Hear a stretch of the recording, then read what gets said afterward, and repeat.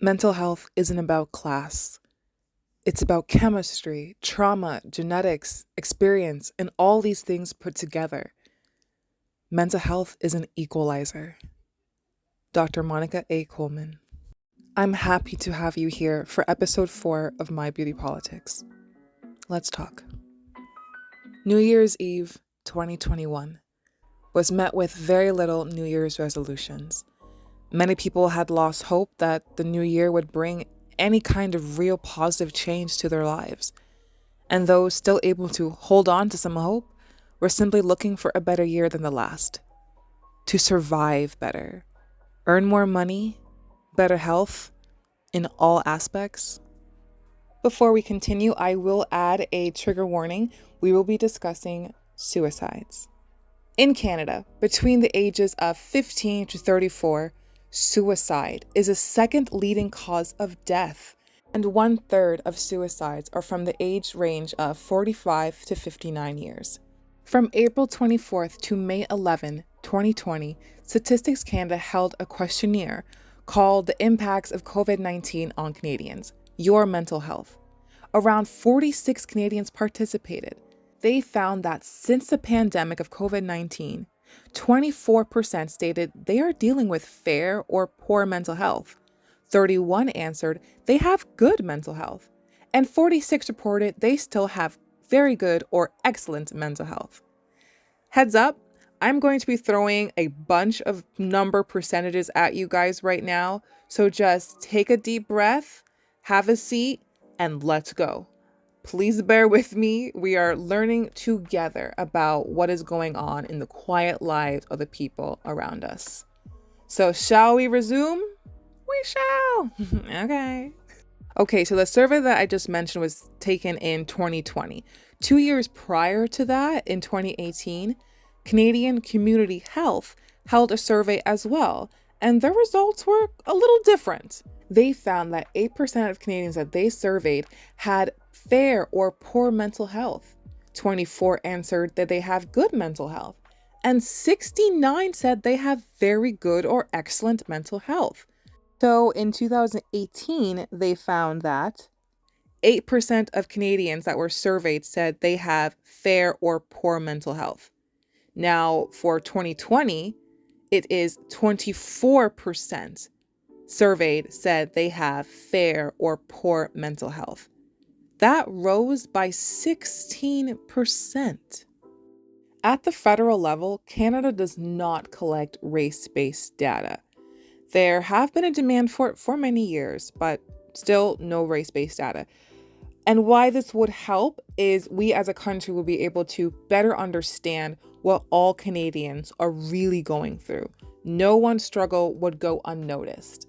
This is believed to notice and address issues in our healthcare, policing, etc. in Canada. The suicide rate of Black males ages 15 to 24 years has risen by 47%. And for young Black females, also between the ages of 15 to 24, the suicide rate has risen by 59% from the years 2013 to 2019.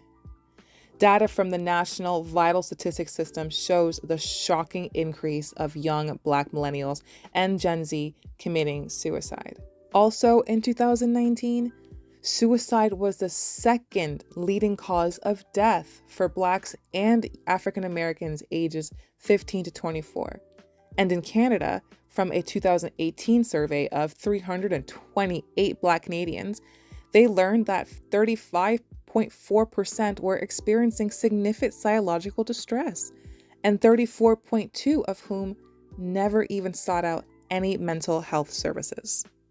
Now, how could that be when one of Canada's greatest prides is in our universal free healthcare system, with access to medical care based on one's need or want, rather than if one can afford it?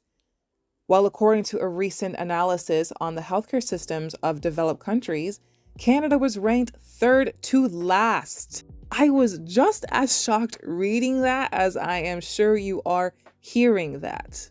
As a Canadian-born woman myself who was raised in the US, who now is back in Canada, I thought we had it good over here. I am thankful to be able to, go to see a doctor or something like that as like a broke college kid. So, why is our rank so low? This is primarily due to our poor performance concerning equity, healthcare outcomes, and access. Things like prescription drugs, dental care, and mental health care are not part of Canada's Medicare plan, which heavily impacts the affordability and access to care. Most access to mental health care in Canada for patients that are not admitted to a hospital requires private funding for services, making it difficult to get this important form of care for almost a third of Canadians. According to WHO, the World Health Organization, 1 in 4 people struggle with a mental illness at some point during their lives. There is a deep-rooted stigma in many young Black people that was instilled in us from our older generation, and judging by their history and experience, we understand why. There are different stigmas for different people.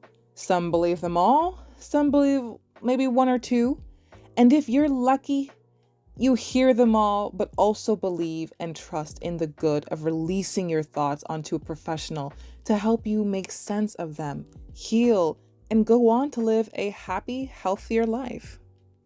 Stigma 1 that I found: distrust of health professionals. In many Black communities, there is a reluctance to seek any medical treatment, especially for one's mental health.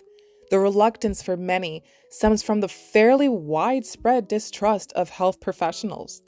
Historically, Black communities have been horrifyingly exploited by the US government and medical community in the name of science and medical achievements.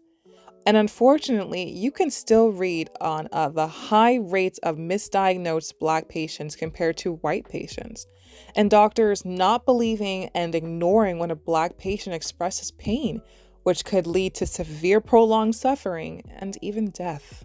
Stigma 2: being viewed as weak.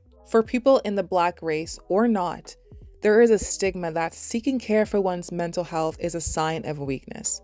It is viewed as an unnecessary route or reserved for the serious crazies.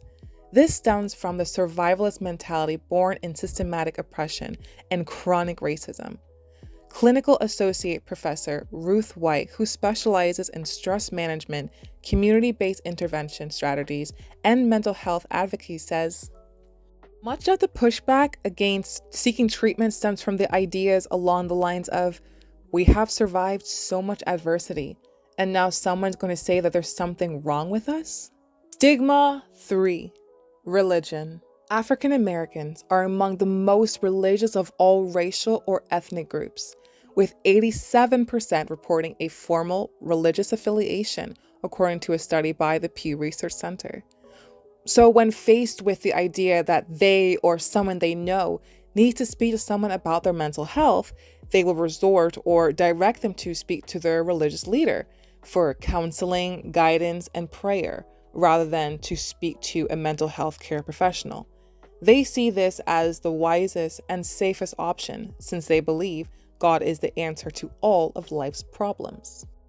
And stigma 4: criminalization. Professor Ruth White reiterates the ongoing criminalization of African Americans when they display odd, aggressive, or violent behavior due to mental issues going untreated. If an African American person with a mental illness acts out in violence, they are much more likely to be criminalized than to be given the opportunity to receive mental health care, said Professor White. While reading about some of these stigmas, I couldn't help but remember my own, the one that I was kind of raised to believe. And that was, if you tell anybody, of authority or something that you need mental health care, this will be used against you in school, in career, and in life. This is something that will haunt you and never go away. It's definitely not something that I fully believe, but it is something that is, I think, used in like divorce court or like custody battles. I've seen that on TV. So I guess in a way that is correct, but as well, not so correct. Not so long ago, I received counseling at my school, and it was probably the best decision I've ever done. I was able to have much better semesters after that, and my whole outlook on school and teachers and my career it changed everything for me. It was a drastic improvement to my education and the way that I do things. So for me, counseling really did help me. So I had to go gain that statistic and get the help that I actually needed. But we understand stigmas. And some men are just worried, thinking that if they share they need help with their mind, its feelings and unfortunate thoughts, they won't be heard, cared for, or understood, resulting in being met with inappropriate treatment. When you sit down and prepare to open up, no matter who you are or where you are in life, when you have that courage to let someone into your heart, into your mind, it is not an easy task. You could feel scared and uncomfortable, even embarrassed at first. But when you do open up, you want your mental health professional to guide you to your most healthy version of yourself. You hope this professional will allow you to feel safe, heard, and understood. So when it's time to find someone to talk to, where do you start? Well, you can start with your primary care doctor. Share with them that you think you may need someone to talk to about your mental health. They will usually direct you to a psychiatrist or sociologist. A psychiatrist is a medical doctor who is trained to assess, diagnose, and treat mental health disorders like depression and prescribe medication to treat them. They will also use physical exams and lab tests. Psychologist. Psychologists specialize in the science of behaviors, emotions, and thoughts. They work in places like private offices, hospitals, and school. Psychologists treat a range of issues from relationship problems to mental illness through counseling. Psychotherapists. These professionals all provide a type of talking therapy designed to improve your mental health and general well-being. They can involve therapeutic conversations, group therapy, expressive therapy, and more. And last on my list is mental health counselor. When speaking to a mental health counselor, they will conduct patient evaluations, providing education and informational resources to their clients, and make suggestions that the client or patient can use to solve the problems they are seeking counseling for. For many Black people, young and old, speaking to a non-Black person about your traumas that you believe they could never understand is discouraging. Right now, more than ever, the demand for Black practitioners is high, but the amount is few. In 2019, only 4.36 of practitioners were Black, 10.6 being Asian, 6.3 Hispanic or Latino, and 76.4 being white. There are about 10 types of depression. Events in your life cause some, medical changes in your brain cause others. Depression is a common and serious medical illness that negatively affects how you feel, the way you think, and how you act. Keep in mind there are different kinds of depression a person can have. Depression is a group of conditions associated with the elevation or lowering of a person's mood, such as depression or bipolar disorder. Of the list of 10, there is 1. Major depression.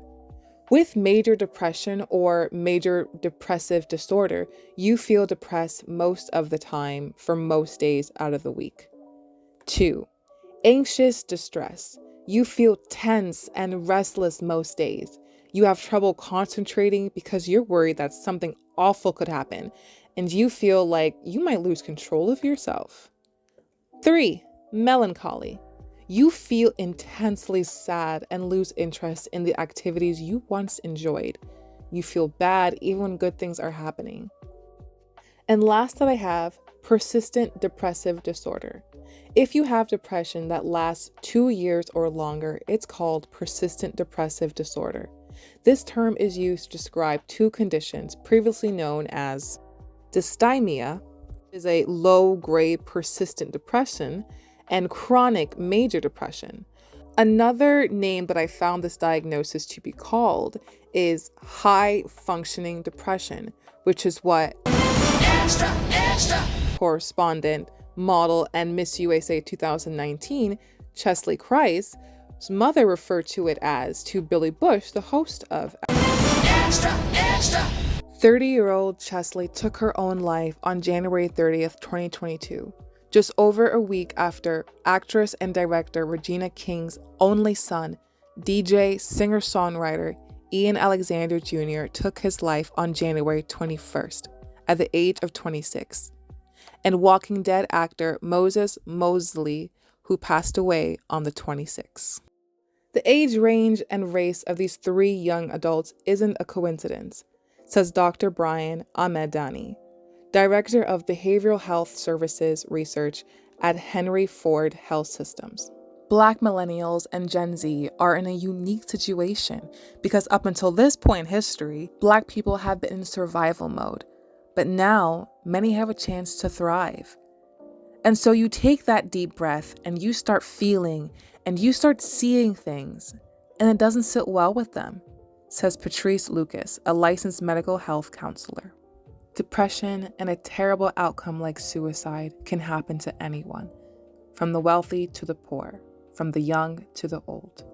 If you are aware that you or someone needs to speak to a professional about your mental health, please, I urge you to not hesitate and give yourself the liberty to find a mental health care provider that suits you and your needs. When needed, please contact the National Suicide Prevention Line at 1-800-273-8255. Or you can text that number STRENGTH, as well as visit suicidepreventionlifeline.org. Thank you for learning with me. I'm Shan Thompson from My Beauty Politics, and I'll speak to you guys next week.